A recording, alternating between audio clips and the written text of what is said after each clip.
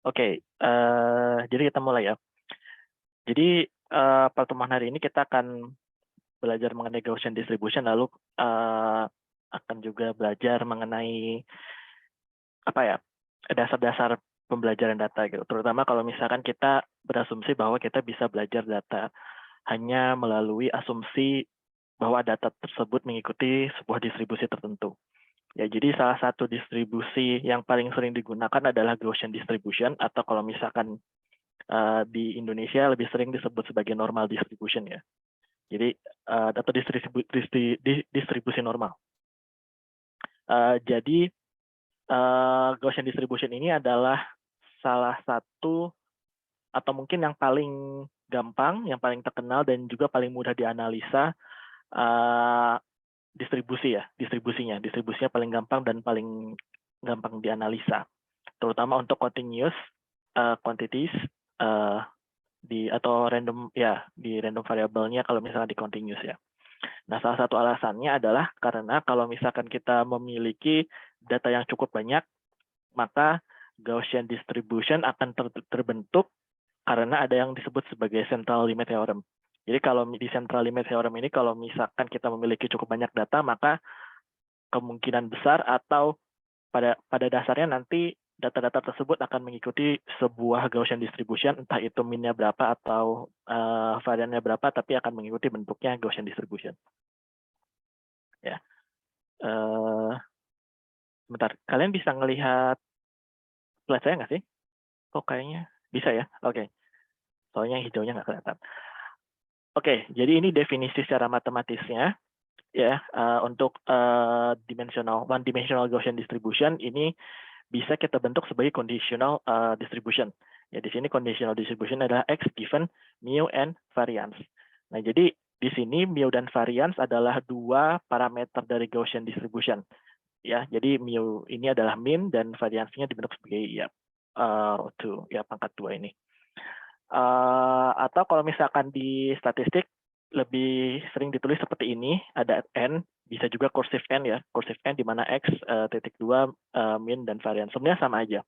Cuma ini penulisan conditional distribution-nya, kalau ini penulisan secara statistiknya. Nah, ini adalah PDF-nya ya. PDF-nya untuk Gaussian distribution, di mana kita memiliki sebuah normalization terhadap exponential function dari min dan variance. Ya, jadi bisa dilihat kalau kita mencari, bisa menghitung Gaussian distribution kalau kita tahu min dan variance ya. Di sini ya apa namanya subsection antara x dan min-nya, lalu kemudian di pangkat 2. Ya. Nah, kalau misalkan min-nya adalah sama dengan 0 dan variance-nya adalah 1, ya, maka Gaussian distribution-nya disebut sebagai standar Gaussian. Atau kalau misalkan kita ingat lagi pertemuan minggu lalu saat kita membahas normalisasi, ya, kalau misalkan pada saat normalisasi kita ingin agar data kita value-nya itu mengikuti zero mean, ya min adalah 0 dan variance adalah 1, maka disebut sebagai zero mean unit variance. Nah, kalau misalkan kemudian kita gambar Gaussian distribution-nya di satu dimensi, akan berbentuk seperti bell function, seperti bell ya, jadi gundukan seperti ini. Jadi nanti kalau misalkan kita ada atau berubah nilainya ya, min dan variance-nya, kalau min itu perubahannya adalah shifting. Jadi ini min-nya. Oke, sebentar. Ya, jadi di sini adalah min-nya. Ya, di sini adalah min-nya yang sekarang ya, dan ini adalah besarnya fungsi ini, lebarnya ini adalah variance-nya. Ya, jadi kalau misalkan kalau misalkan min-nya berubah bukan 0, maka nanti dia akan bergeser ke kanan atau ke kiri, dan kalau misalkan variance-nya berubah semakin besar, nanti dia akan semakin melebar. Ya, loncengnya. Kira-kira seperti itu. Lalu ini contohnya ya, data yang baru saja saya sampaikan. Ini adalah contoh di mana kita memiliki yang ini kira-kira zero mean unit variance lah kira-kira ya, bisa dilihat minnya itu 0. Kalau yang ini bisa kita lihat minnya sudah berubah ya. Minnya sudah berubah sedikit, ada di sekitar sini. Oops, sorry. Ya, minnya di sekitar sini. Jadi kira-kira 1 lah. Ya. Lalu yang perlu diingat, karena ini adalah PDF ya, dan ini adalah probability, maka penjumlahan dari seluruh nilai ini akan berjumlah dengan 1, dan itulah kenapa kita ada terms normalization-nya ya. Jadi kalau misalkan ada yang nanya ini apa, ini ya itu hanya untuk supaya probability-nya itu bernilai 1 kalau dijumlahkan, kalau diintegrasikan. Nah, ya barusan tadi kita lihat adalah Gaussian distribution di dimensi 1, atau biasa kita sebut ya di dimensi 1. Jadi cuma punya satu random variable. Yang berikutnya adalah bivariate Gaussian. Jadi kalau di mana data kita ada 2 variabel. Ya, jadi masing-masing dari variabel itu akan memiliki Gaussian tersendiri ya. Jadi kita bisa lihat ini adalah Gaussian distribution untuk variabel 1, dan ini adalah Gaussian distribution untuk variabel 2 ya, dan ada asumsinya bahwa X1 dan X2 adalah independen, maka bisa kita bentuk dari awalnya seperti ini ya. Awalnya seperti ini, bisa dilihat ini ada variansnya, varians dari ini min, ya kita gabungkan jadi seperti ini, ya. Kita kalikan ini variansnya, varian 1, varian 2, lalu di sini ada penambahan antara Gaussian distribution pertama dan Gaussian distribution yang kedua. Nah, kalau misalkan kita bentuk sebagai matriks, ya maka bisa kita tulis seperti ini. X adalah vektor, ya. Vektor yang untuk variabel 1, variabel 2, ini minnya adalah, ini bukan X ya, harusnya ini ada min, ya min 1 dan min 2, dan ini adalah covariance, di mana ini adalah pembentukan dari varian 1 dan varian 2. Maka bisa kita bentuk seperti ini ya. Jadi perbedaannya adalah di sini subtraction antara vektor X dan vektor mu, minnya, lalu di sini perkalian dari inverse covariance-nya. Di sini ya covariance biasa. Lalu kalau misalkan kita bentuk atau kita gambarkan, maka di sini kita akan melihat ada 2 buah ya. Jadi misalkan di sini tergantung ya, ini bisa aja X1, misalkan di sini adalah X1, dan di sini adalah X2, dan nanti kan biasa ada gundukannya. Nah, ini gundukannya adalah di dimensi yang ketiganya. Kira-kira seperti itu. Nah, lalu di sini kan kita asumsikan bahwa di sini ya covariance-nya itu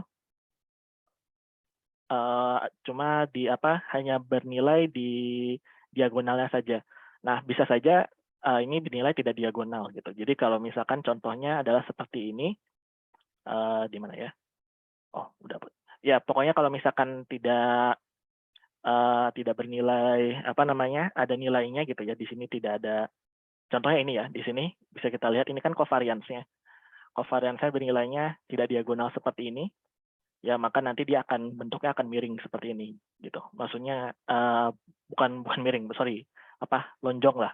Kalau misalkan dia bernilai diagonal, biasanya bernilainya bulat seperti ini. Ya.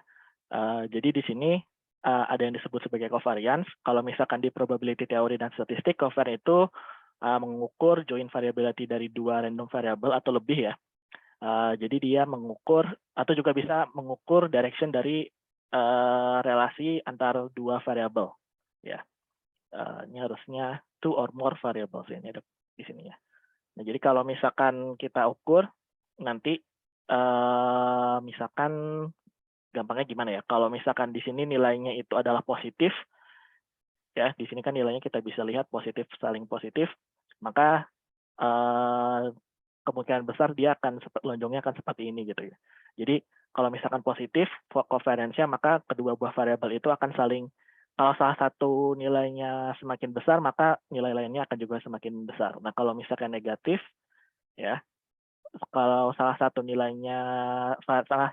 variabelnya besar, maka nilai variabel lainnya akan semakin kecil. Ya, jadi kalau misalkan di sini kita bisa lihat covariance-nya kalau misalkan bernilainya negatif, di sini kan X-nya besar, tapi di sini nilainya kecil gitu ya. Kalau misalkan covariance nilainya positif, X-nya besar, maka Y-nya juga akan besar. Jadi bisa kita ukur relasi antara 2 variabelnya dengan menghitung nilai dari covariance-nya. Nah, dari covariance-nya sendiri juga bisa dihitung seperti ini ya. Jadi sebenarnya adalah estimasi dari ya ini,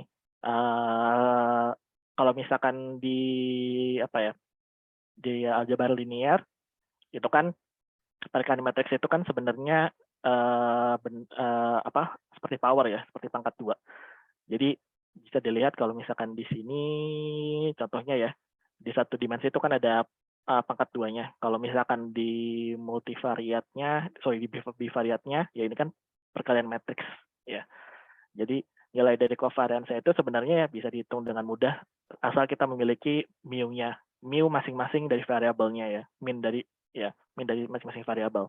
Nanti tinggal kita kurangi lalu kemudian lakukan perkalian matriksnya. Nah, lalu ini salah satu alasan kenapa Gaussian distribution paling sering digunakan untuk menganalisa data. Salah satu alasannya adalah kita bisa membentuk distribusi yang tidak normal dari distribusi normal. Jadi contohnya bisa kita lihat ya, misalkan kita lihat di satu dimensi dulu deh, ya di dimensi misalkan di sini ada dimensi keduanya ya. Bisa kita lihat kan distribusi datanya tidak normal ya, maksudnya ada 2 gundukan. Kalau misalkan distribusi normal itu kan cuma ada 1 gundukan. Nah sebenarnya ini bisa dibentuk dari 2 buah distribusi yang terpisah, Gaussian yang terpisah gitu. Jadi di sini contohnya misalkan ini setahu saya masih ya, jadi kalau nggak salah ini ya, kalau nggak salah ini adalah minnya nilainya 2, ini minnya ada 10. Jadi bisa kita lihat jarak dari minnya 2-nya saling berbeda tempat ya. Lalu distribusinya variansnya cukup mirip. Jadi bisa dilihat dari sini sebenarnya ya. Jadi bisa kita lihat satu buah distribusi yang tidak normal dibentuk dari 2 buah Gaussian yang masing-masing normal. Itu tinggal nanti dijumlahkan, kira-kira seperti itu. Saya lupa deh yang ini atau yang ini ya. Pokoknya dilihat salah satunya aja deh. Jadi kalau misalkan di sini ya, kan bisa dilihat ini, oh mungkin ini X1 dengan sama di sini ya, saya lupa. Jadi salah satu ini misalkan X1, ini X1 ya, jadi bisa dilihat minnya adalah 1, 10 dan ini minnya 0 gitu ya. Nah, sedangkan di sini untuk dimensi yang di sebelah sini minnya yang salah satunya adalah 2, yang satu ini 0 ya. Jadi bisa dilihat walaupun saling berdekatan bisa kita kan ada gundukan yang keduanya di sini ya. Jadi bukan tidak tepat di minnya 0. Lalu dari bentukan ini bisa kita lihat bentukannya bukan Gaussian distribution, tapi dibentuk dari 2 buah Gaussian distribution. Kira-kira seperti itu. Cukup jelas nggak? Atau tadi saya penjelasannya kurang tepat? Ada yang ditanyakan dari sini? Oke, jelas ya. Oke. Ya, jadi bisa kita lihat salah satu alasannya, jadi banyak alasan kenapa, tadi ada beberapa poin penting, alasan kenapa Gaussian distribution itu paling sering digunakan untuk menganalisa data. Jadi yang pertama, kalau misalkan datanya cukup banyak, jadi biasanya data tersebut akan mengikuti central limit of theorem, tadi di sini ya. Central limit theorem, semakin banyak data maka akan mengikuti Gaussian distribution. Lalu poin kedua adalah distribusi yang non Gaussian bisa kita bentuk atau kita pecah menjadi beberapa Gaussian distribution gitu. Jadi salah satu keuntungannya memakai Gaussian distribution adalah seperti itu. Ya. Jadi ini cuma formulasi secara matematisnya aja. Ya. Jadi tidak terbatas hanya untuk dua variabel. Kalau yang tadi bivariat cuma ada 2 variabel, kalau yang ini multivariat. Jadi bisa kita dimensinya bisa kita tambahkan lebih dari 2. Tapi tetap mengikuti PDF yang sama ya. Penghitungan covariance matrixnya juga sama. Lalu juga ini ada beberapa catatan ya. Covariance dari multivariate Gaussian itu biasanya simetrik. Ya, jadi biasa yang berbeda itu nilai dari standar deviasinya di diagonal Cuma nanti di nilai di bawahnya di sini segitiga di bawahnya ini atau di atasnya ini akan nilainya selalu sama. Jadi dia simetris. Ya. Lalu bisa juga ditulis seperti ini ya shorthand-nya. Bisa ditulis berarti X ini mengikuti distribusi normal dengan mu ini dan confidence ini. Jadi nanti kalau misalnya kalian baca paper ada seperti ini, ya berarti kalian langsung, oh ya ini berarti dia mengikuti Gaussian distribution seperti ini. Ya, kira-kira seperti itu. Oke, ada pertanyaan dulu untuk Gaussian distribution? Oke ya, ini sebenarnya pasti udah pernah belajar sih, terutama yang kalau dari matematika. Jadi kalau di sini kan kita membahas kalau kita mengetahui Gaussian sebuah distribusinya, nanti kita tahu bentukan datanya seperti apa gitu ya. Jadi contohnya kalau di sini, kalau misalkan kita tahu distribusinya, maka kita bisa menggambarkan plot atau memplotting bentuk Gaussian distribution-nya seperti apa. Nah, nanti sebenarnya di machine learning itu inverse problem dari apa yang sudah kita baru saja pelajari. Jadi dasar dari machine learning adalah kita mengestimasi distribusi sebuah data yang kita lihat. Ya, jadi itu sebenarnya fondasi dasar dari machine learning. Oke ya, berarti kita lanjut ke materi selanjutnya.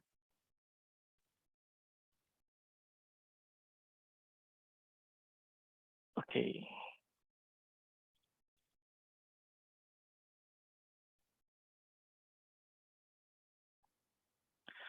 Oke, jadi topik selanjutnya berjudul Learning from Data, MLP and MAP.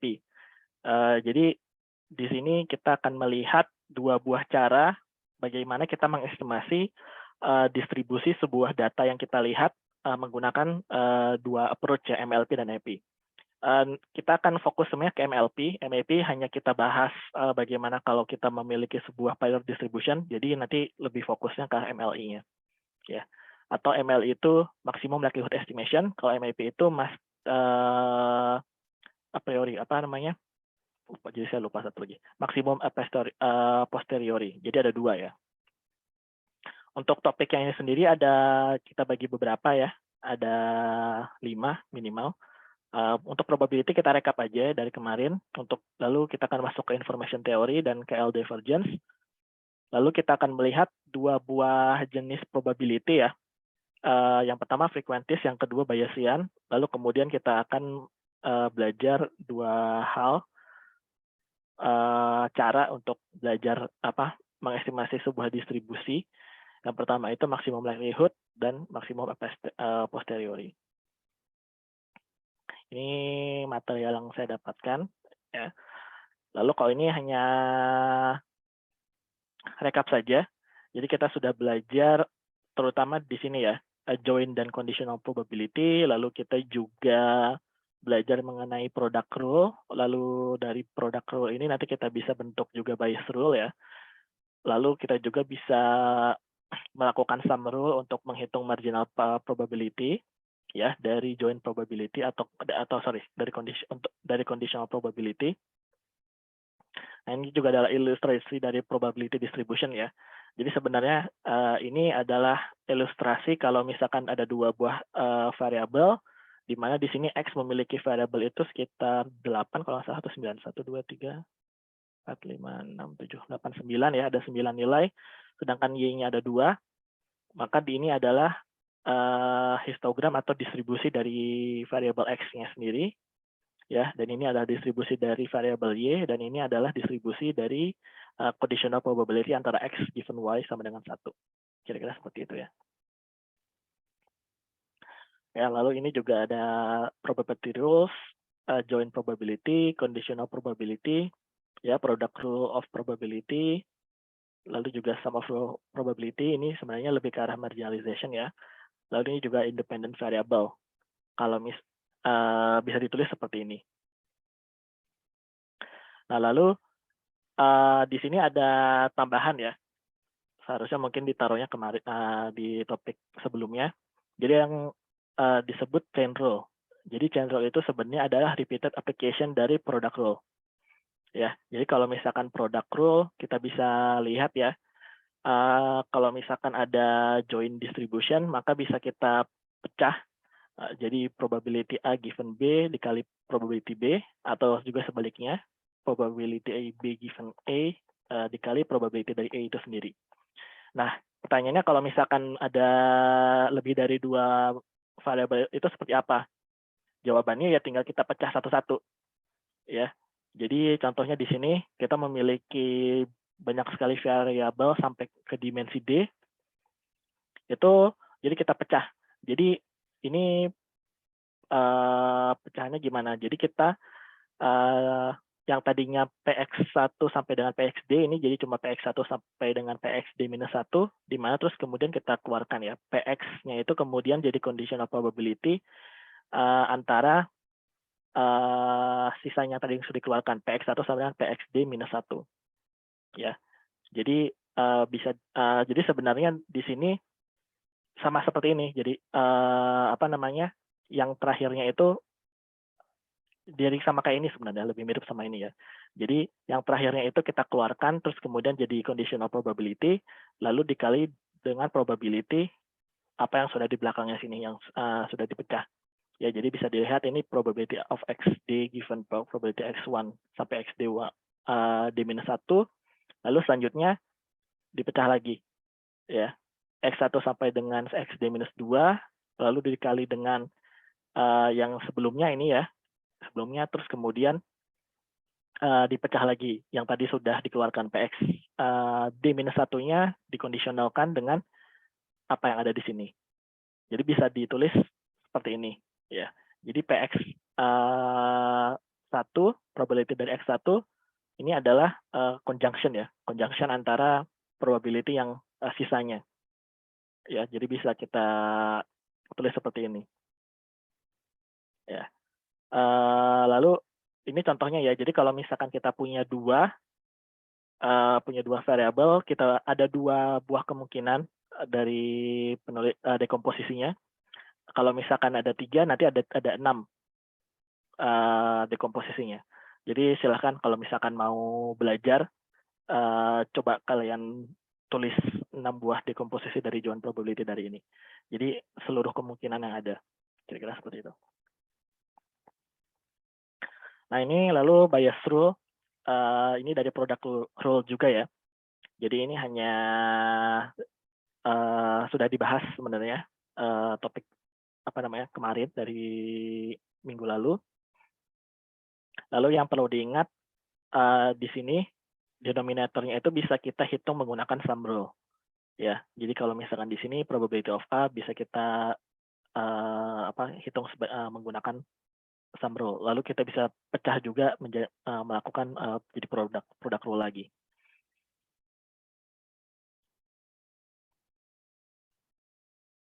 Ini ya, jadi bisa kita pecah menjadi seperti ini. Nah, nanti ini ada hubungannya dengan MAP, maksimum a posteriori. Jadi kalau misalkan di sini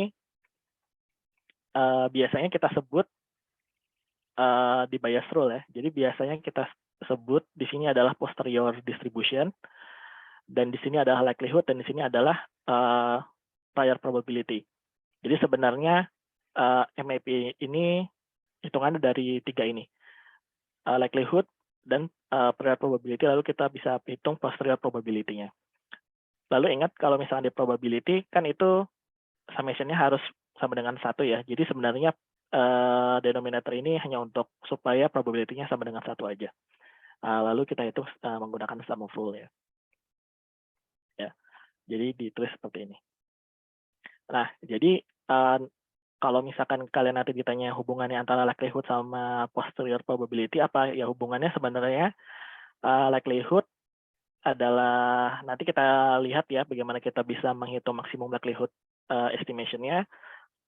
Lalu kalau misalkan untuk posterior probability-nya itu ya hanya dikali dengan prior probability-nya saja. Kira-kira seperti itu. Nanti kita lihat apa itu likelihood, apa itu prior probability, lalu apa itu posterior probability. Ya. Nah, lalu ada lagi rule salah satu lagi, itu adalah, sebentar, saya lihat dulu. Independence ya.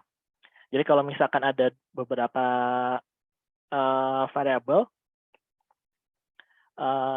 sebenarnya bisa aja saling independen. Jadi sebenarnya masing-masing tidak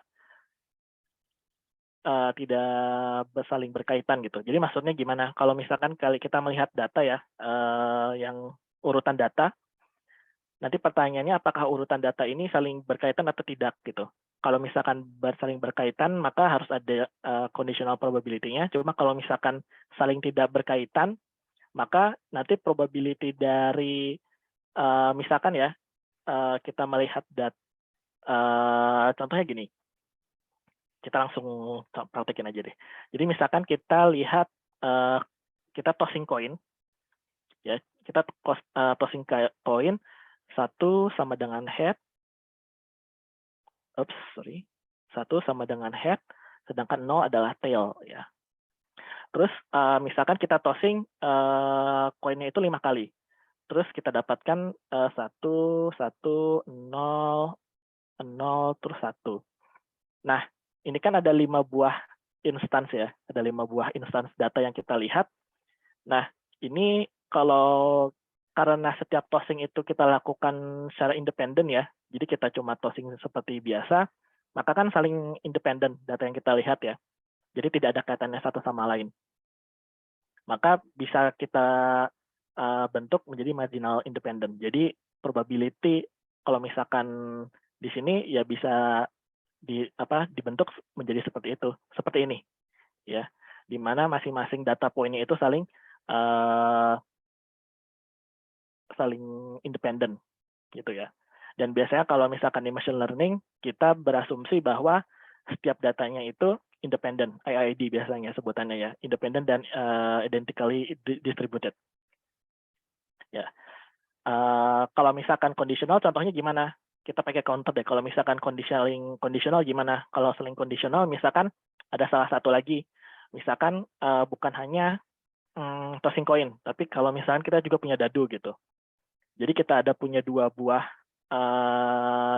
benda, dadu sama koin. Lalu setiap kita tossing, kita juga lempar dadu. Jadi kalau misalkan nanti kita lihat, oh ternyata kita dapat dadunya misalkan nilainya 2, lalu misalkan dapatnya koin adalah 1, ya, dan koinnya adalah 1, nah itu saling kondisional jadinya. Atau sebenarnya jadi join sih, cuma maksudnya karena saling berkaitan, kira-kira seperti itu. Nah, lalu pertanyaannya, lalu tapi bisa juga conditional independent. Ya, conditional independent ini agak unik, karena apa? Karena data yang kita lihat itu sebenarnya memiliki conditional, tapi bukan ke saling data yang kita lihat, tapi ke sebuah parameter yang sebenarnya sama. Gitu. Jadi bisa kita lihat ini adalah grafikalnya, di mana ada sebuah variabel atau bisa sebut kita parameter, di mana parameter ini menjadi sebuah condition kita. Ya, condition kita di mana di sini memberikan data yang sebenarnya kita lihat. Jadi contoh, kalau misalkan hubungannya misalkan dengan Gaussian distribution ya, Gaussian distribution. Kalau misalkan kita tahu nilai dari, jadi kita bisa anggap si mu dan variansnya itu adalah parameter di sininya. Ya, jadi kalau misalnya ini contohnya untuk misalkan untuk Gaussian distribution ya supaya gampang. Jadi kalau Gaussian distribution kan parameternya 2, ada mu dan satu lagi varians ya. Lalu misalkan kita punya data X1 ya, maka nanti grafikalnya kira-kira akan seperti ini. Ya. Lalu nanti di X2-nya akan menjadi seperti ini. Karena data yang kita lihat nanti akan saling berkondisional antara mu sama variansnya, kira-kira seperti itu. Walaupun sebenarnya ini bukan representasi yang benar untuk Gaussian distribution ya, ini cuma contoh aja. Karena kalau untuk Gaussian distribution nanti ada graphical notation yang beda lagi. Tapi kira-kira seperti itu. Ya. Jadi kira-kira seperti itu. Oke, ada pertanyaan dulu sampai sini?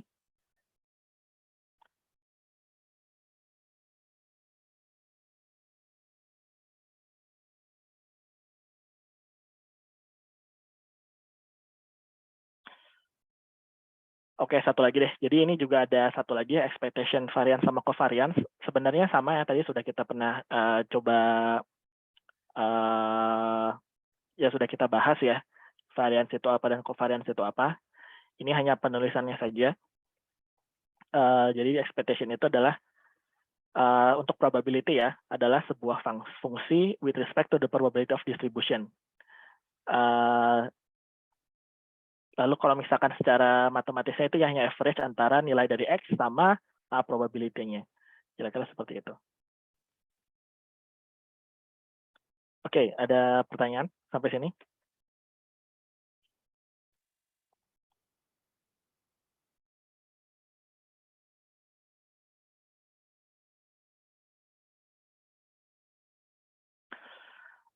Oke, kita lanjutkan saja ya kalau gitu. Sebentar, saya akan coba bahas. Oke, ini kita skip dulu aja untuk of information theory dan KL divergence. Kita akan bahas pertemuan berikutnya karena topik selanjutnya sebenarnya lebih berkaitan dengan topik probability-nya ya. Jadi di sini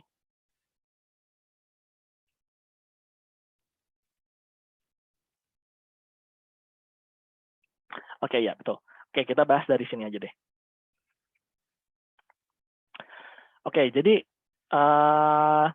kita akan membahas lebih jauh mengenai probability ya. Terutama probability hubungannya dengan frekuensi sama Bayesian. Jadi ini ada contohnya ya. Misalkan kita mempunyai sebuah koin, heads-nya adalah bernilai 1 dan tails-nya adalah bernilai 0. Lalu kita coba flip coin ini sebanyak n times ya. Dan lalu hitung average-nya berapa. Dan lalu kemudian kita lakukan berkali-kali. Maksudnya n-nya itu berkali-kali gitu ya. Nah, di sini misalkan n-nya itu berjumlah sama dengan 0, ini 100, 1000 sampai 10.000, lalu ini adalah trial-nya ya, trial 1 sampai 5. Ya, jadi di sini yang multiple times itu adalah trial 5. Nah, bisa kita lihat apa namanya? Setiap trial ya nilai dari average-nya itu beda, tapi ada trennya. Trennya apa? Kalau misalkan kita tambah atau besarkan jumlah n-nya, ya maka nilainya akan mendekati nilai average-nya ya, akan mendekati nilainya 0,5. Ya, jadi sebenarnya bisa kita lihat kalau n itu bernilai mendekati tidak hingga, maka nilainya akan semakin mendekati 0. Nah, ini adalah approach dari frequentis. Jadi semakin sering atau semakin banyak data yang kita lihat, maka kita akan melihat sebuah tren gitu. Jadi kalau misalkan nilainya 1 dan ini adalah number of flips, bisa kita lihat kalau misalkan flipsnya itu sedikit, ya nilainya itu akan dari sini gitu ya. Tapi kalau misalkan n-nya ditambah, maka ya akan menjadi 0,5 gitu ya. Nah, tapi kalau misalkan kemudian kita lakukan trial berkali-kali, bisa kita lihat grafiknya itu bisa muncul mulainya dari mana aja gitu. Bisa kita lihat, bisa dari bawah, bisa dari atas. Cuma kalau misalkan jumlah number of flips-nya itu banyak, maka dia akan mendekati nilainya average-nya 0,5. Dan ini adalah tipe probability frequentis gitu ya. Semakin banyak kita lihat, maka akan semakin mendekati nilai average-nya. Dan ini adalah 100, dan ini adalah nilainya 1000. Trialnya 1000. Bisa kita lihat ya, halo? Sorry, tadi ada dengar suatu. Oke, nggak apa-apa. Jadi bisa kita lihat ada suara ting gitu nggak sih? Nggak ada ya? Di saya aja kali. Sebentar. Saya cek dulu ya. Tidak ada sih. Sorry, sebentar ya.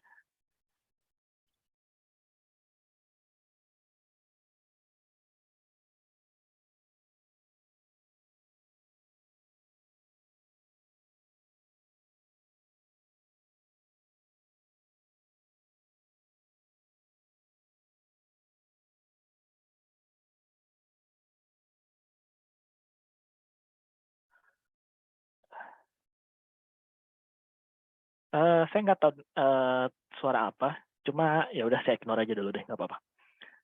Oke, jadi di sini yang kita lihat adalah sebenarnya semakin banyak trial-nya, bisa kita lihat, arah awalnya itu bisa beda-beda, tapi akan berujung sama ya. Dan di sini apa yang kita sebut sebagai law of large numbers gitu ya. Semakin banyak kita trials-nya dan semakin banyak kita jumlah flips-nya, maka akan mendekati nilainya average-nya adalah, mendekati nilai average-nya. Nah, selanjutnya, jadi pada dasarnya probability, salah satunya bisa kita gunakan untuk merepresentasikan frekuensi, ya. Jadi kalau misalkan kita flip coin n times, maka definisi dari n fungsinya d adalah number dari berapa kali kita melihat heads-nya gitu ya. Nah, jadi relatif frekuensinya adalah bisa kita hitung ya, relatif frekuensinya, probability-nya adalah berapa banyak kita melihat heads-nya dibagi dengan jumlah dari flip-nya. Nah, kalau misalkan kita lihat di sini juga, di sini ada limit ya, maksudnya semakin banyak kita coba, trials-nya atau n-nya, sorry, bukan trials-nya ya kan, semakin banyak kita flipping-nya, maka akan semakin mendekati nilai dari average-nya itu sendiri. Ya. Jadi kalau di frequencies itu adalah event probability, ya. Jadi semakin banyak, tadi sudah dibahas ya, semakin banyak kita eksperimen akan semakin mendekati nilai average. Nah, tapi di satu lain, probability juga bisa merepresentasikan hal lain yang kita sebut sebagai beliefs. Ya. Oh, wait, sebentar. Mungkin, oh ya, jadi sebenarnya mic-nya saya udah mau mati sebentar, jadi saya ganti dulu.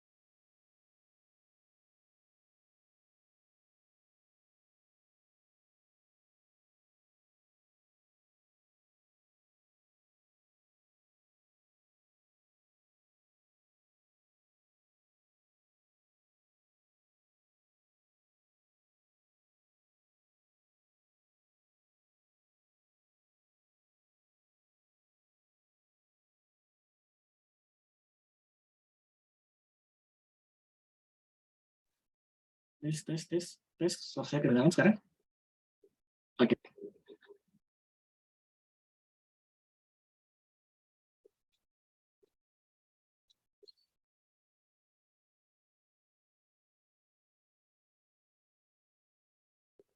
Oke, kedengaran ya suara saya sekarang. Oke, maaf.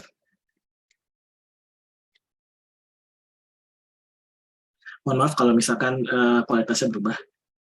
Jadi, oke.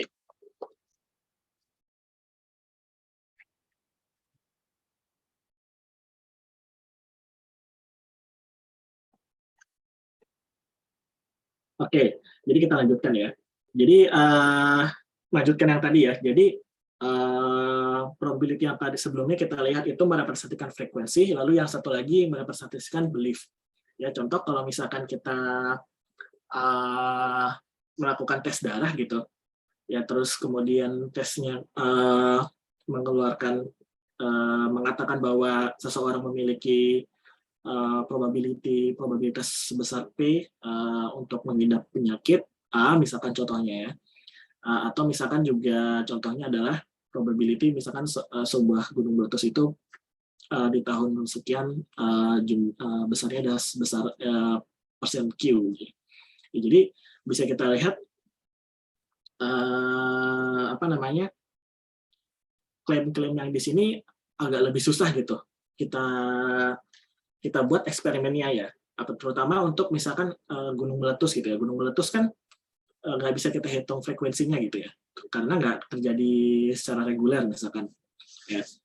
Jadi ada beberapa hal yang sebenarnya agak sulit direpresentasikan secara frekuensi. Karena tadi kita bisa lihat di sebelah sini ya, semakin banyak N-nya, semakin mendekati average, semakin sedikit frekuensinya akan semakin kecil mendekati average-nya. Jadi kalau misalkan di sini kondisi apa namanya, kejadian positifnya hanya beberapa kali, maka probability tidak bisa digunakan untuk frekuensi. Jadi yang satu frekuensi, yang satu di sini adalah degree of belief. Ya, jadi ini penggunaan probability untuk dua buah penggunaan yang berbeda ya. Walaupun sebenarnya juga ada lagi interpretasi probability yang lain. Cuma kalau untuk di machine learning biasanya kita bermainnya di frekuensi sama di Bayesian. Nah, lalu hubungannya adalah di sini kita akan melihat maksimum likelihood ya, estimation. Jadi contoh kita awali dengan forward model. Ya, di sini jadi contoh untuk conditional independence. Jadi kita asumsikan bahwa kita tahu data yang kita observasi itu mengikuti sebuah exponential distribution. Nah, di sini bisa kita lihat untuk exponential distribution, ya x-nya itu adalah variabel, sedangkan di sini ya delta yaitu adalah nama parameternya. Lalu di sini bisa kita lihat apa namanya PDF-nya ya, 1% dikali eksponensial dengan minus delta x. Ya, jadi di sini z-nya itu adalah normalizing constant supaya nilai probability-nya summation adalah 1, sedangkan x-nya itu kemudian dikalikan dengan delta-nya. Ya. Nah, jadi di sini bisa kita asumsikan ya, tulisannya seperti ini, bahwa theta akan menghasilkan data x1 sampai dengan xn. Ya, dengan asumsi bahwa delta itu theta itu adalah sama dengan delta. Maksudnya gimana? Selama kita tahu nilai dari deltanya, ya, maka kita bisa menggambarkan atau plotting data-data yang dibentuk dari exponential distribution. Di sini contoh dari plottingnya, kalau misalkan nilai delta-nya berubah, maka nilai plottingnya juga akan berubah. Jadi sama dengan Gaussian distribution yang sudah tadi kita bahas. Nah, permasalahannya kalau di machine learning, nah tadi satu ya, itu forward model.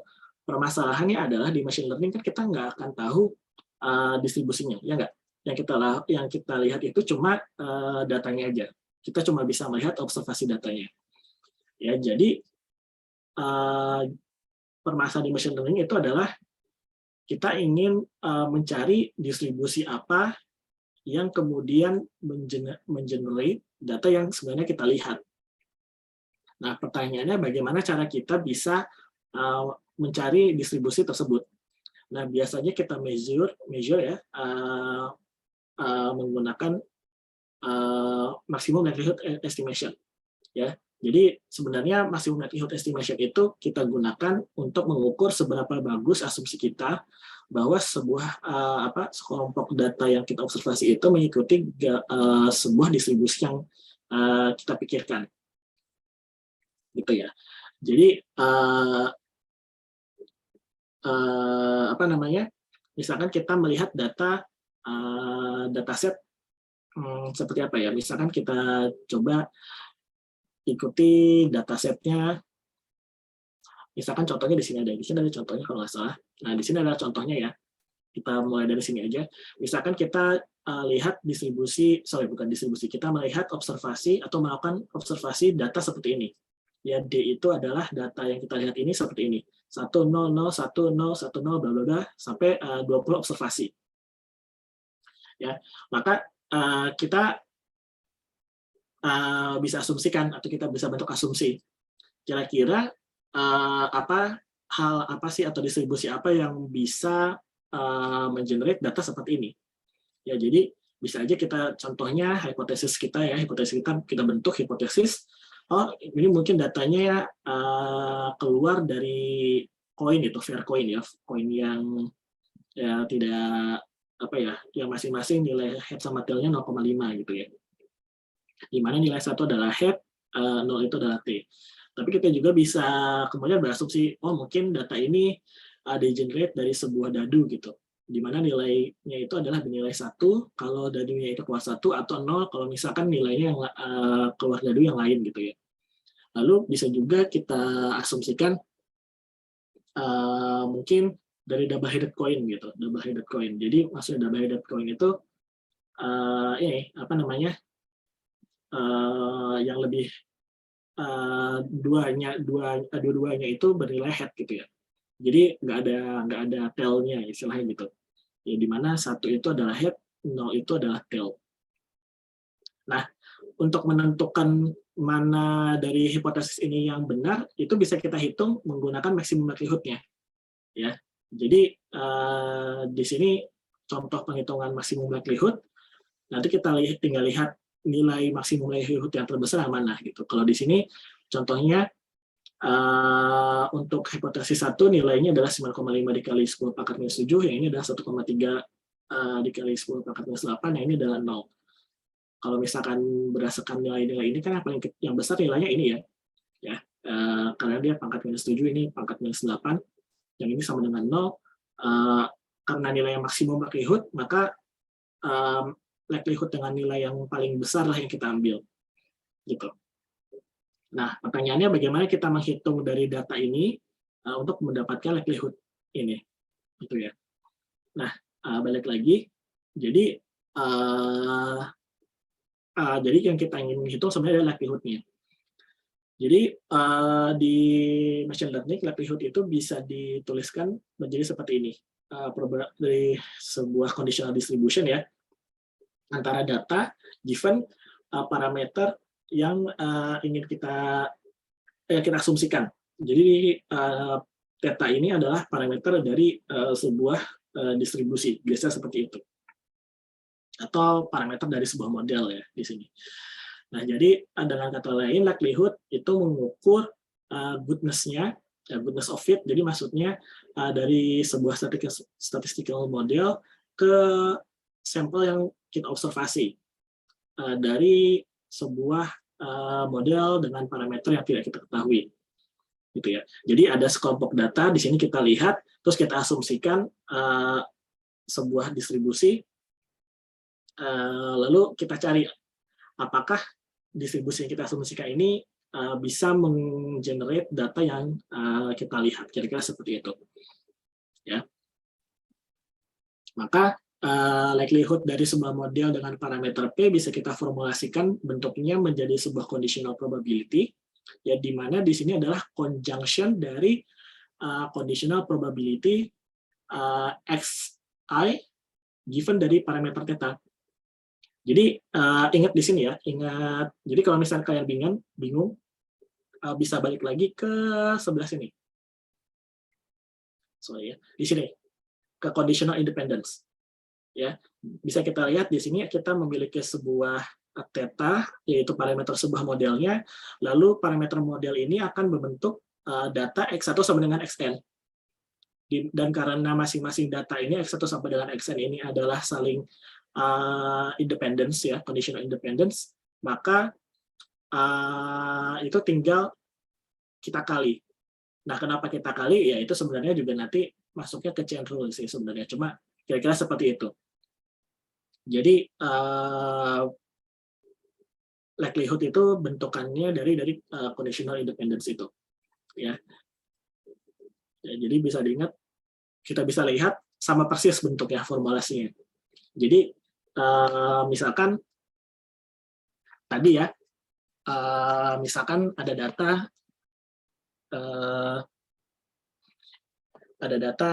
tadi misalkan ada 1, 0, 1, 0 sampai dengan titik-titik n, ya, ini kita bisa bentuk sebagai masing-masing sebuah data, ya. Lalu di sini ada parameter parameter theta yang sebagai parameter model kita. Sebenarnya di sini ada bentuknya secara grafik akan seperti ini. Ya. Jadi likelihood ini grafika model bentuknya seperti ini, ya. Dan maksimum likelihood itu ya di sini, ya, sebenarnya menghitung seberapa mungkin data yang kita lihat ini, ya, dibentuk dari parameter model dengan parameter theta. Kira-kira seperti itu. Oke, untuk dari formulasinya sendiri ada pertanyaan nggak? Saya emang sengaja berkali-kali sama pelan-pelan supaya ngerti. Terus nanti kemungkinan besar hari Rabu kita ulangi lagi, jadi supaya kalian ngerti. Jadi minggu ini benar-benar kita bahas tentang MLE. Ada pertanyaan nggak? Ada yang masih bingung nggak dari segi formulasinya?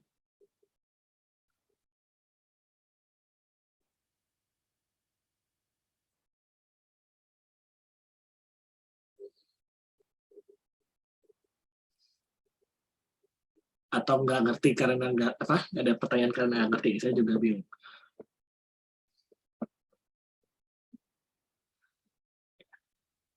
Oke, kita lanjutkan dulu aja ya. Nah, jadi lalu di sini kita bandingkan ya antara forward model sama inference.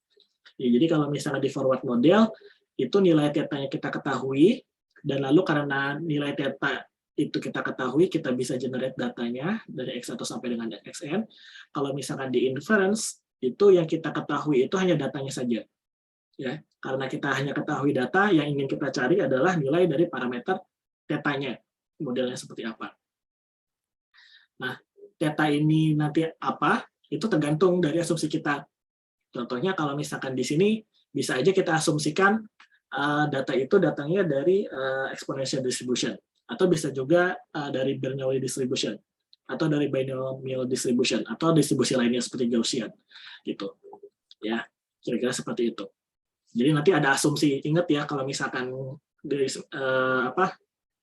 minggu lalu juga kita sudah bahas ya inductive bias. Inductive bias itu kan kita punya asumsi seperti apa data yang kita lihat. Nah, ini juga seperti itu. Kita asumsikan apa distribusi apa yang membentuk data yang kita lihat.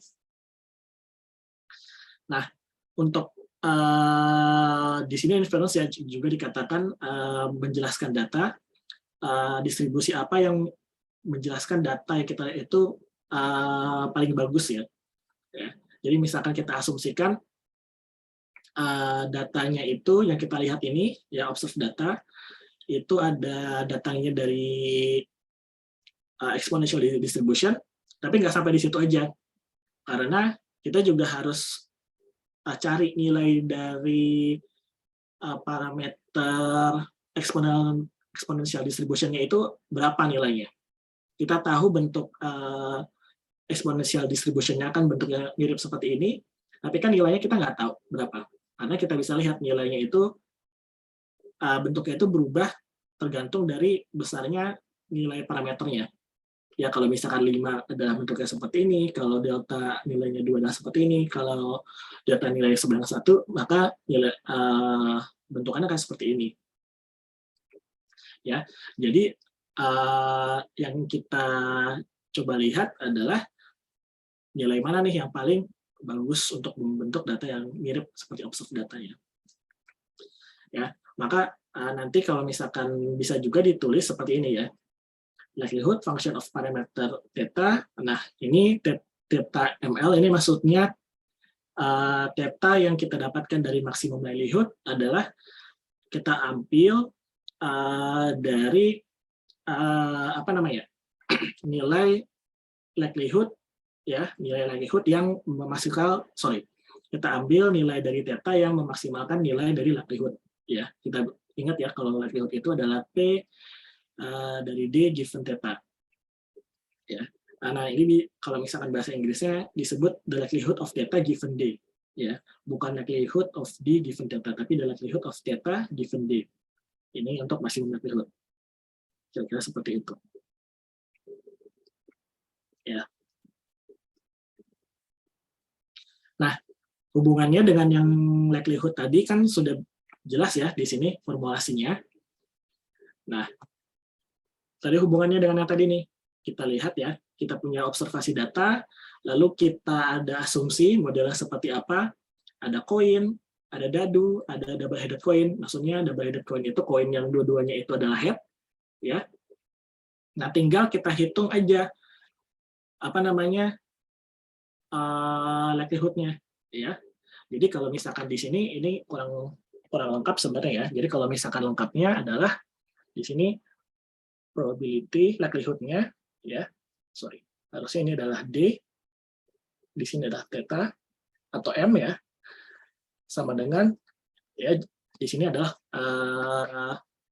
likelihood-nya yang tadi, ya. Persis ya, sama kayak gini.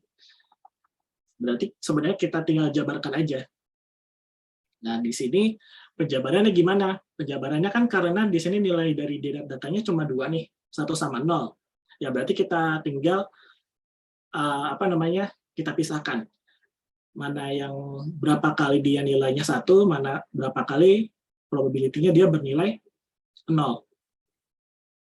Nah, untuk parameter dari modelnya sendiri itu apa? Nah, tergantung dari asumsi kita. Model yang pertama itu kan koin. Ya, berarti kan di sini tinggal masing-masing kan kalau koin itu masing-masing untuk nilai head sama tail-nya 0,5 ya nggak? Ya kan?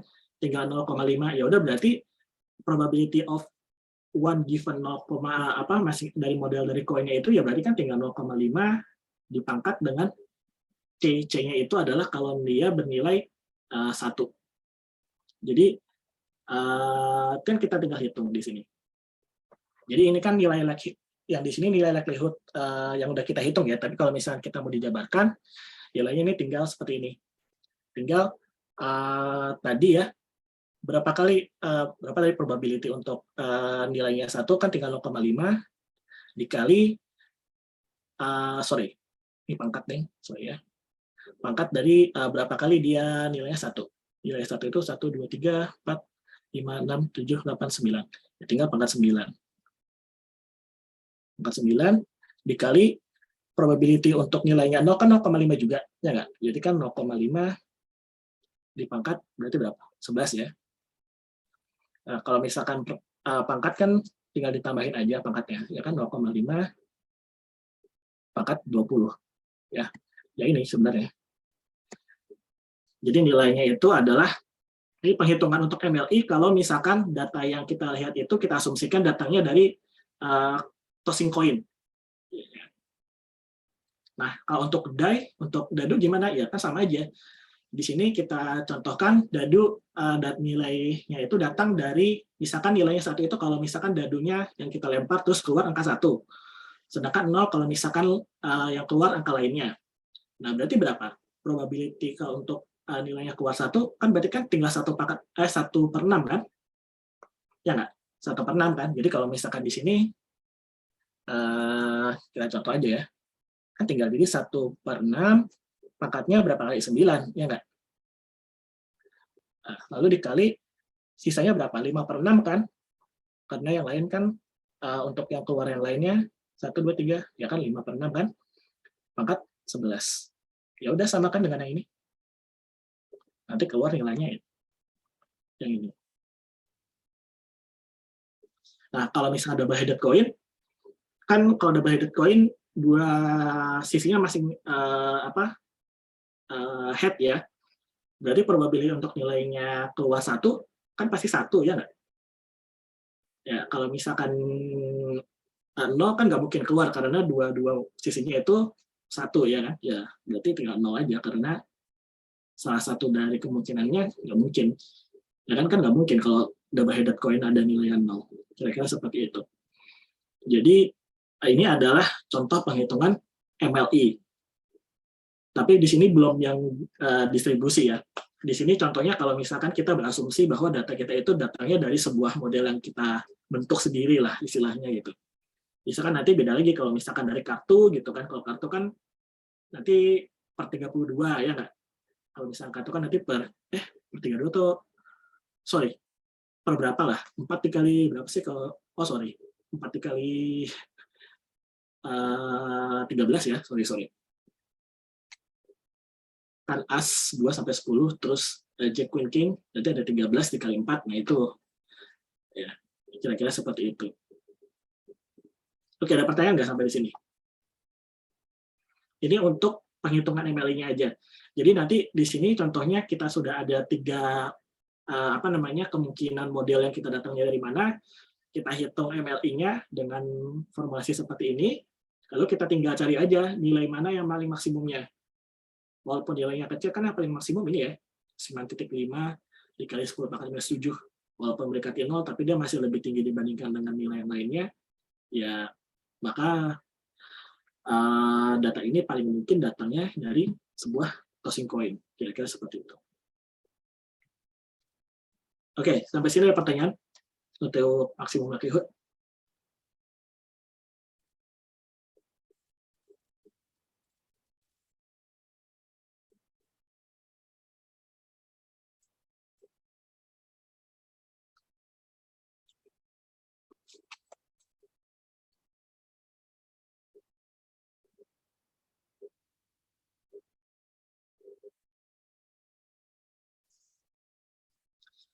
Oke, kalau nggak ada, kita break dulu ya. Kita break dulu 5 menit.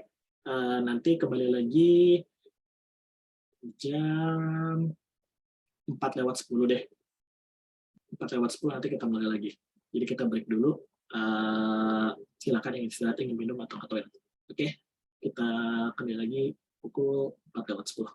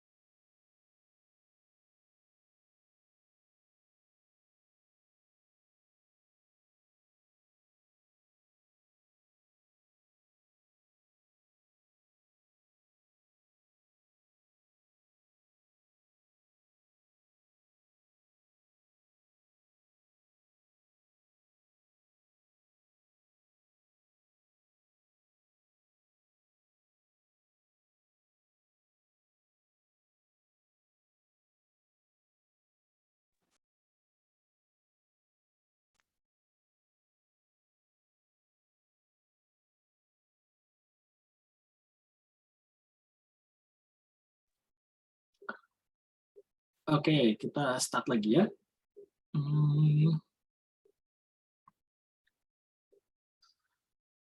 Sebentar, share screen.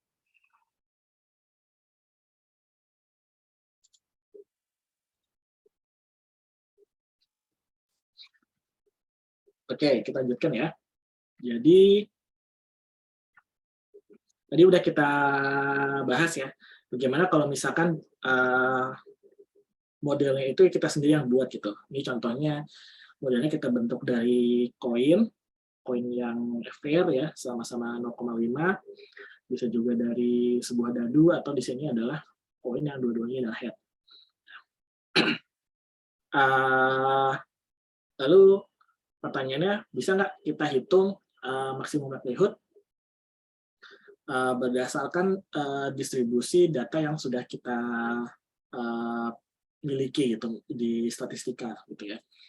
Jadi contohnya di sini adalah Bernoulli distribution.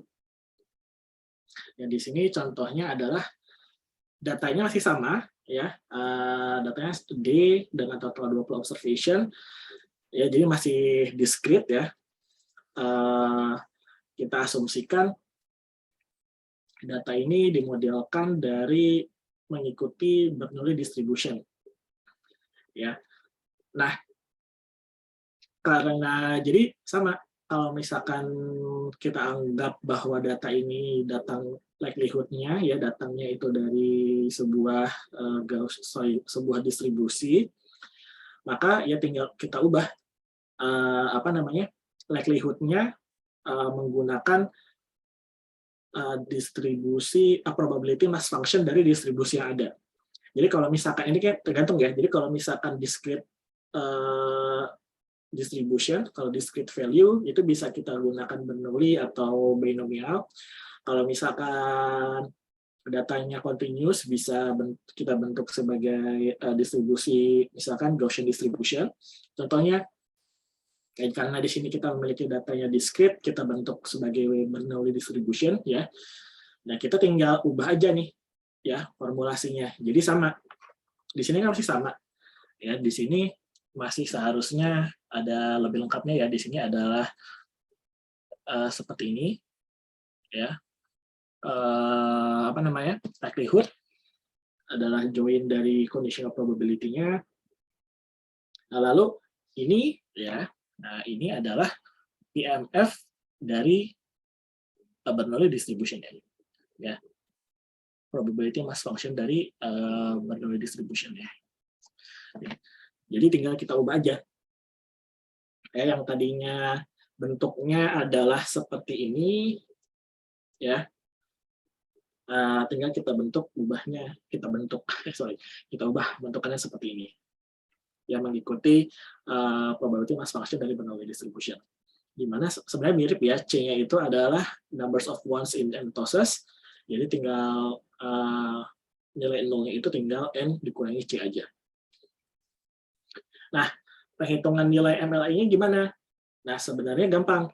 Tinggal kita lakukan derivasi terhadap nilai T untuk nilai T terhadap parameter theta untuk mencari nilai maksimum.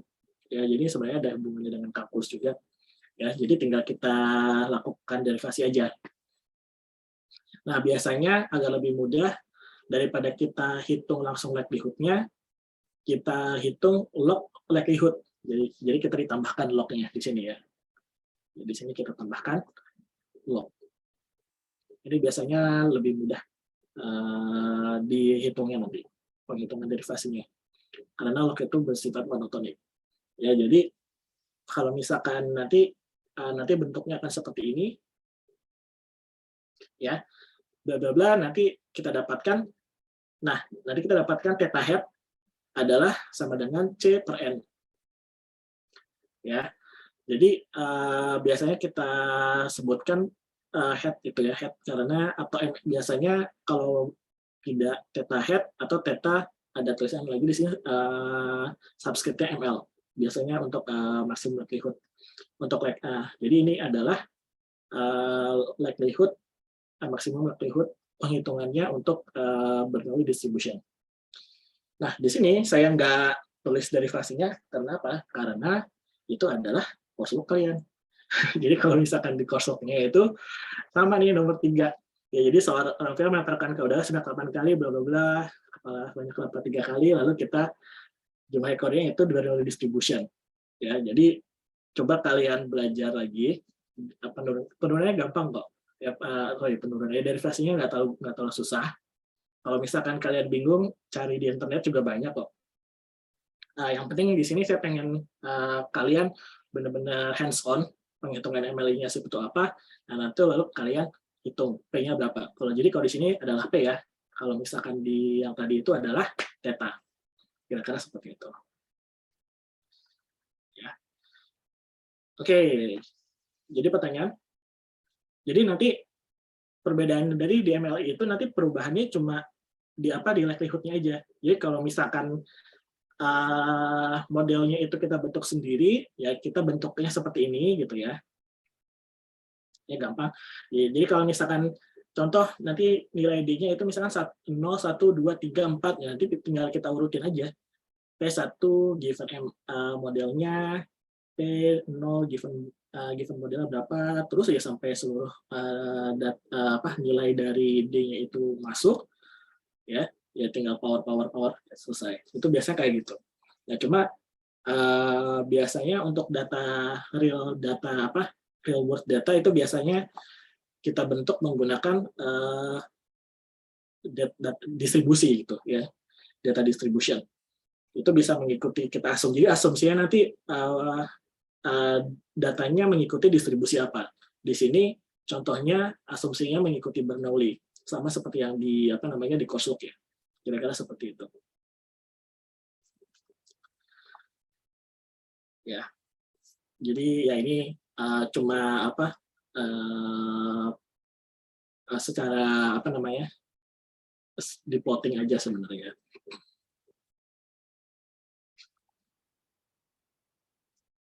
Oke.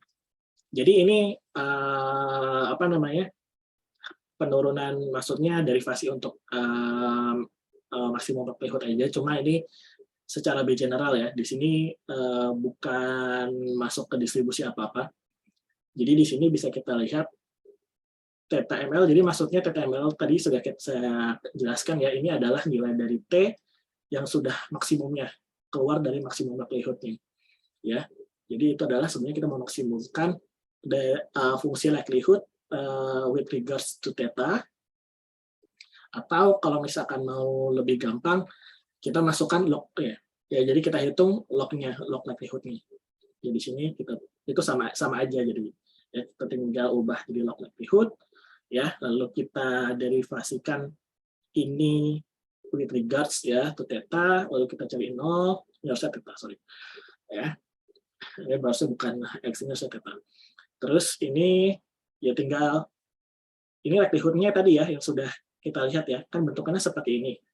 Ya kan, untuk setiap x given theta-nya. Ya, lalu karena dia log likelihood, dan ini salah satu alasan kenapa sih harus pakai log, ya karena nanti log dari conjunction itu kan jadi summation kalau di log kan. Ya, jadi lebih gampang pas waktu derivasinya. Jadi itulah kenapa biasanya pakainya likelihood. Biasanya kita hitung bukan maksimum likelihood-nya, tapi kita hitung maksimum log likelihood-nya. Jadi nanti sebenarnya tinggal kita ubah aja nih yang di sini. Jadi entah itu PMF kalau discrete, PDF kalau dia bentuknya continuous. Ya. Salah satu alasannya ya itu, kalau misalkan semua likelihood ini ada numerical value, dan nanti ada banyak juga nih alasan secara numeriknya. Nah, di sini ini contoh untuk MLI dari univariate Gaussian. Jadi misalnya kita melihat data XI, I-nya itu dari 1 sampai dengan N, lalu kita asumsikan bahwa data ini datangnya dari Gaussian distribution, jadi parameternya ada 2 nih sekarang. Kalau yang tadi kan cuma 1 ya, kalau untuk Bernoulli hanya theta.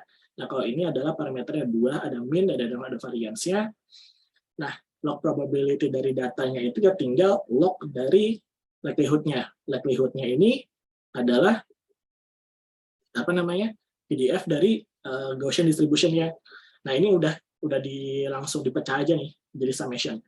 Jadi ini sebenarnya kan ini ada apa namanya, ini kan bentukan dari eksponensialnya ya.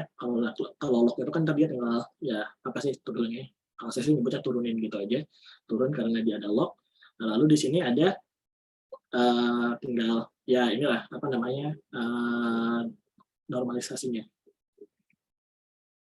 Ya, lagi-lagi stepnya saya apa namanya ini coursework nomor 4 ya. Ini coursework nomor 4 ya. Jadi ini akan jelaskan caranya penurunan untuk Gaussian distribution. Jadi lagi-lagi sebenarnya banyak kok kalau misalnya cari di internet itu penjelasannya lebih rinci. Jadi ini juga untuk latihan dibuka lagi buku apa kalkulusnya. Jadi ya nanti kita dapatkan MLI ya, maksimum likelihood dari min parameter dari minnya atau new head-nya itu adalah ini. Ya sebenarnya adalah average dari nilai X-nya aja, dan variansa ya ada variansnya. Gitu. Jadi kalau misalkan kita melihat sebuah data terutama yang continuous, terus kita apa namanya asumsikan bahwa data tersebut datangnya dari Gaussian distribution, ya sebenarnya kita tinggal hitung apa namanya, tinggal kita hitung min dan sama variansnya aja. Cuma ya ini sebenarnya penjelasan kenapa sih kalau kita melihat data lalu kita asumsikan data tersebut datangnya dari Gaussian distribution, itu tinggal kita cari min dan variansnya aja ya. Sebenarnya alasannya dari maksimum likelihood-nya. Ya, dasarnya itu dari machine learning itu seperti ini. Kira-kira seperti itu. Lalu juga ini ada apa sih MLI dari variance itu bias. Kenapa bisa kalian cari di internet, nanti ada penjelasannya. Jadi nanti ya mungkin nanti saya tambahin lagi di coursework buat kalian coba cari kenapa MLI dari variance itu bias.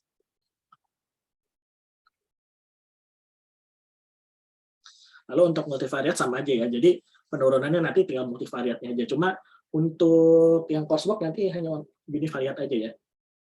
Nanti saya ubah lagi, nanti jadi ini hanya untuk univariate dari univariate Gaussian distribution. Nanti saya ubah lagi. Oke, saya sampai di situ aja dulu. Ada pertanyaan nggak? Yes, Professor, can you explain in English the part of the quiz when you explain in Born distribution?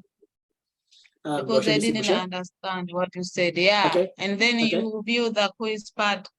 I didn't understand what you have said. Okay. So technically, so I will explain it in English as well. So these explanations are related to not the quiz, but to the coursework, which you can find it here. If you go here, and then technically it is written in English. There's another version written in English. So technically it is related to this coursework number 3 and 4, which basically related to here. So the simplest explanation is, let's say that we observe a set of data, and then we don't know where this data comes from. We can basically assume whether this data comes from a model of maybe we can create our own model, or this set of data comes from data distribution. So how to do that? We basically create what we call a likelihood. So basically likelihood is written like this or formalized like this. So this is likelihood of data. Sorry, is it? Yeah. Sorry. Let me check here. The likelihood of data given our data. The likelihood of data given our data. Okay.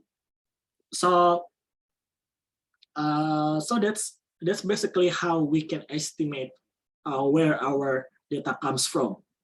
So And this is basically the foundation of machine learning, because usually we only can observe the data, not knowing the data distribution that comes from.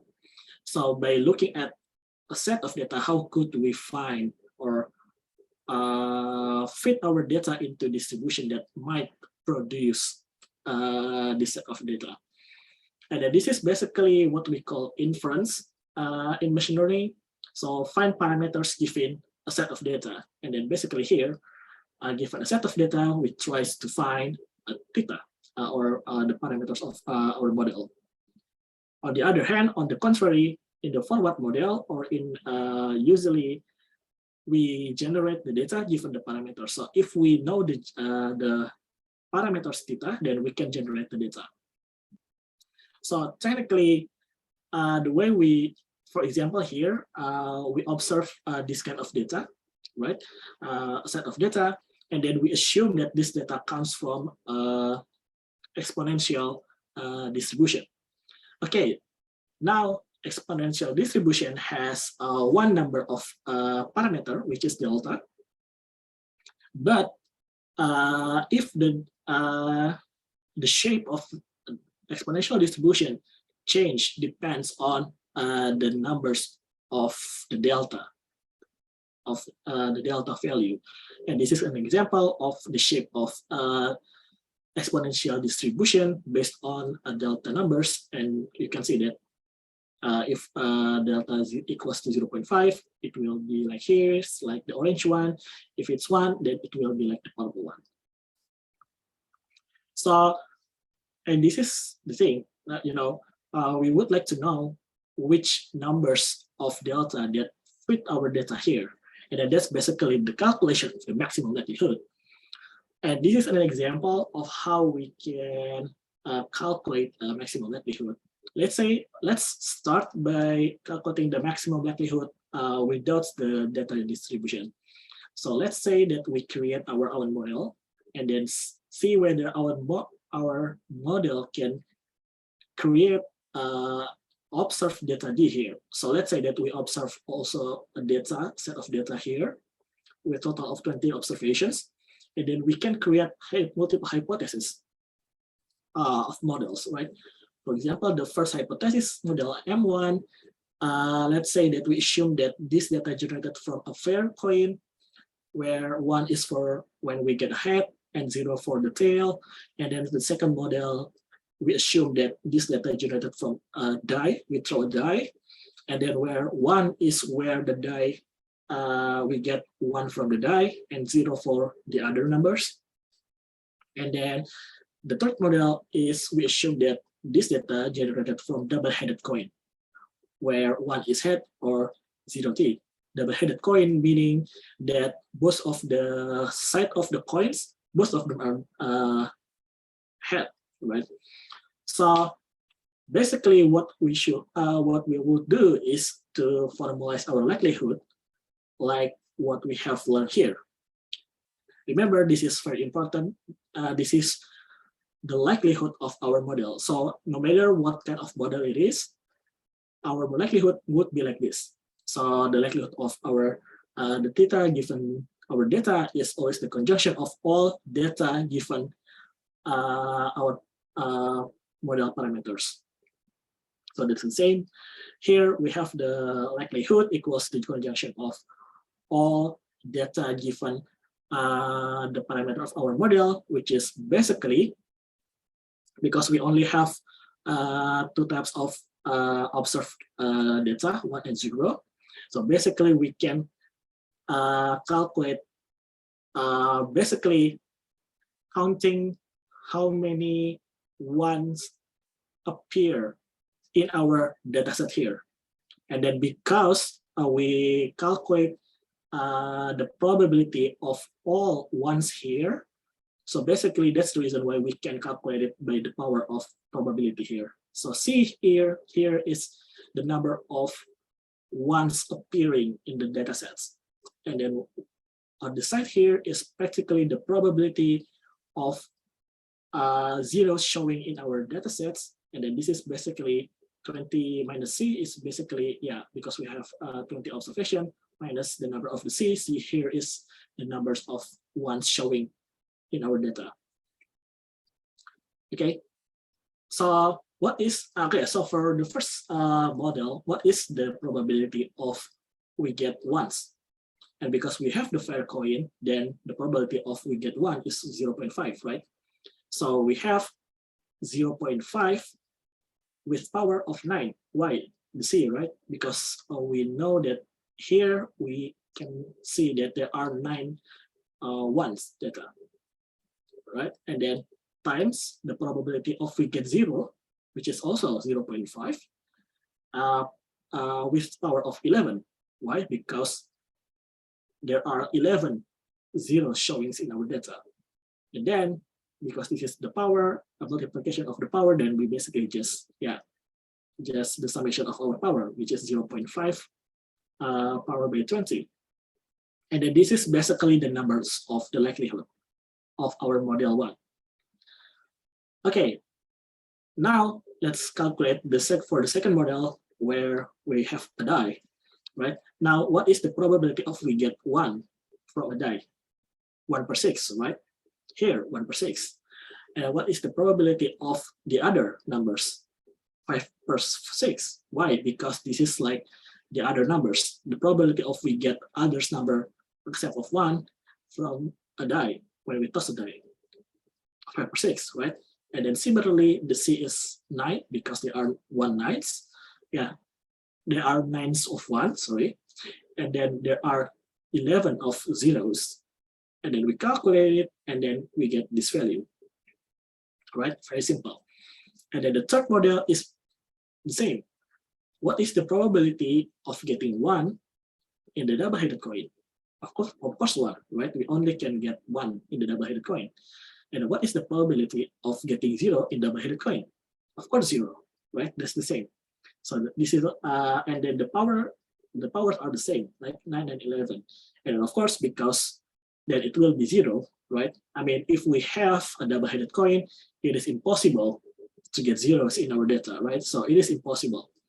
Now, comparing these 3 numbers, these 3 likelihoods, we can see that the maximum value for these 3 are from model number 1, right?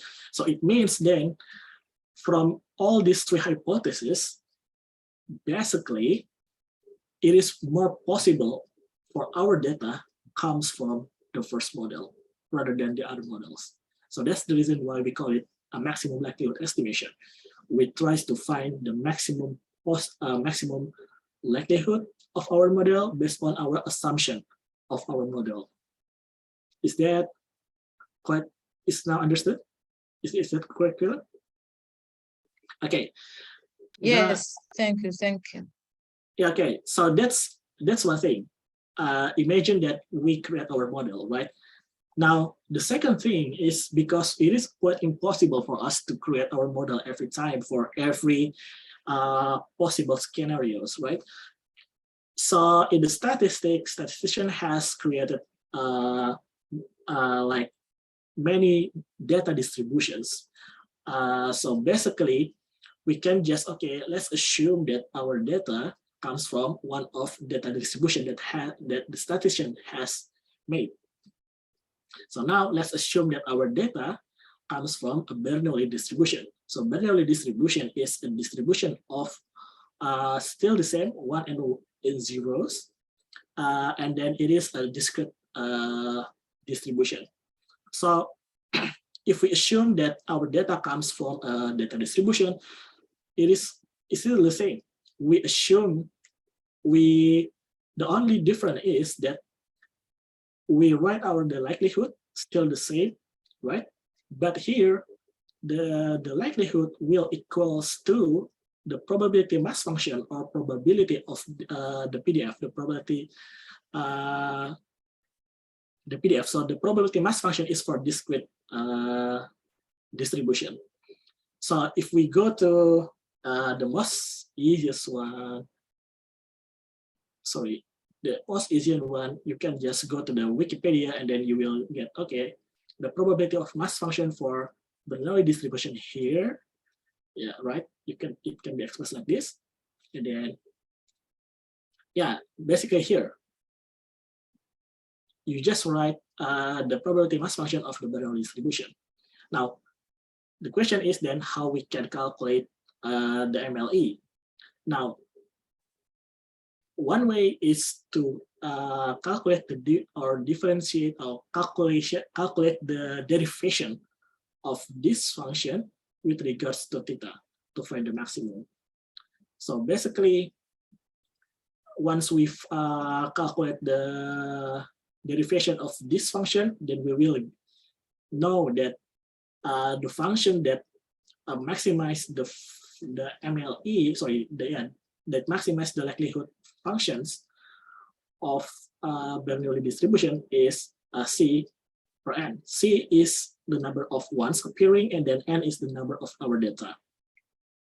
And then technically, what I would like to say is that I don't write full derivation of the Bernoulli distribution to find this one, because there is the coursework problem number 3.